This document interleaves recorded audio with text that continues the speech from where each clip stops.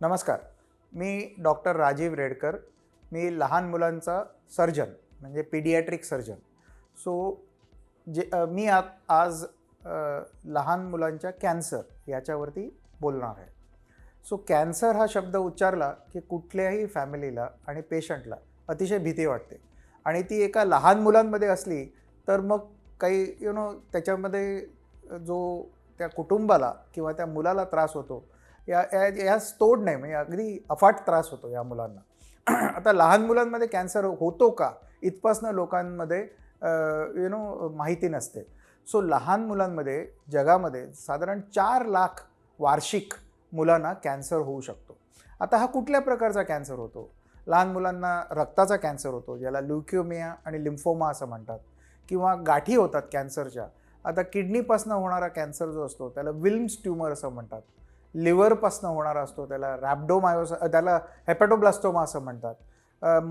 स्नायूंपासनं होणारा असतो त्याला रॅब्डोमायोसार्कोमा. अशी वेगवेगळी प्रकारचे कॅन्सर्स गाठी अशा मुलांमध्ये दिसू शकतात. तर अशा या मुलांमध्ये प्रेझेंटेशन कसं असतं, म्हणजे हे कसे आपल्याला कळू शकतं की ह्या मुलाला कॅन्सरचं निदान असू शकतं. तर ही मुलं जी असतात त्यांना ताप खूप येतो आणि तो ताप इन्फेक्शनचा नसून दीर्घकालीन राहतो. म्हणजे महिनाभर, 1.5 महिना जर का ताप असेल तर मग नुसतंच इन्फेक्शन नाही, आपण बाकीच्या कारणांसाठी तपासणी करायला चालू करतो.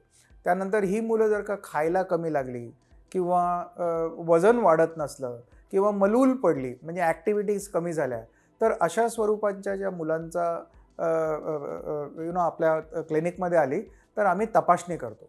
मग कधी तपासणी करताना त्यांना पोटामध्ये गाठी आढळतात किंवा छातीमध्ये गाठी आढळतात आणि मग आम्ही पूर्ण त्याचे वर्कअप केला जातो, म्हणजे रक्ताचा तपास, सोनोग्राफी, CT स्कॅन, MRI. मग ह्याच्यावर आम्हाला कळून चुकतं की ह्या मुलाला कॅन्सरचा आजार आहे. आता कॅन्सरचा आजार जर का मुलांमध्ये पिकअप झाला तर त्याच्यामध्ये अशी शक्यता आहे की 80% मुलं कॅन्सरची ही आज पूर्णतः बरी होऊ शकतात 5 वर्षामध्ये.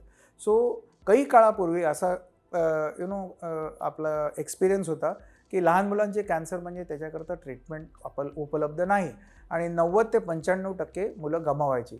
पण आताच्या स्वरूपात ऑलमोस्ट 80 ते 85% आणि काही कॅन्सर्स, म्हणजे आता मगाशी म्हटलं तसं किडनीचा विल्म्स ट्यूमर असेल किंवा लिव्हरचा हिपॅटोब्लास्टोमा कॅन्सर असेल, तर ह्याच्यामध्ये 95 ते 97% मुलं ही नॉर्मल आयुष्यानंतर जगू शकतात. आणि ट्रीटमेंट कशी करतो? आता गाठी असतील तर त्या गाठी आम्ही पूर्णतः ऑपरेशन, शस्त्रक्रिया करून काढल्या जातात. त्यापुढे त्यांना किमोथेरपी लागेल की नाही याची तपासणी केली जाते आणि ती किमोथेरपी किंवा रेडिओथेरपी दिली की मग ही पुढे मुलं नॉर्मल आयुष्य जगू शकतात. मग पुढे त्यांना दीर्घकालीन ट्रीटमेंटची कधी गरज पण लागत नाही. अशा स्वरूपात लहान मुलांच्या कॅन्सरचा जो स्वरूप आहे आजकाल, हे क्युअरेबल आहे आणि याचे 80% चान्स आहे की ते मूल बरं होईल. आता दुसरं एक आम्ही चालू केलं आहे की ह्या मुलांना जे औषधं द्यावी लागतात ती स्ट्रॉंग असतात आणि ती जर का आपण नसांमध्ये दिली तर त्या नसा अगदी खराब होऊन जातात. तर आम्ही एक पोर्ट्स म्हणून एक इम्प्लांटेबल डिव्हाइस येतो, म्हणजे हा छातीवरती ठेवला जातो पेसमेकरसारखा आणि त्याची जी नळी आहे ती मेन एका व्हेनमध्ये शस्त्रक्रिया करून घातली जाते आणि हा पोर्ट घातला की त्या मुलांना जी किमोथेरपी दिली जाते यामध्ये त्या मुलांना दुखणं होऊ शकत नाही. मुलं स्विमिंग वगैरे करू शकतात, व्यवस्थित आंघोळ करू शकतात आणि स्ट्रॉंग मेडिसिन्स आपण या पोर्ट थ्रू, म्हणजे किमोथेरपीचे मेडिसिन्स या मुलांना देऊ शकतो.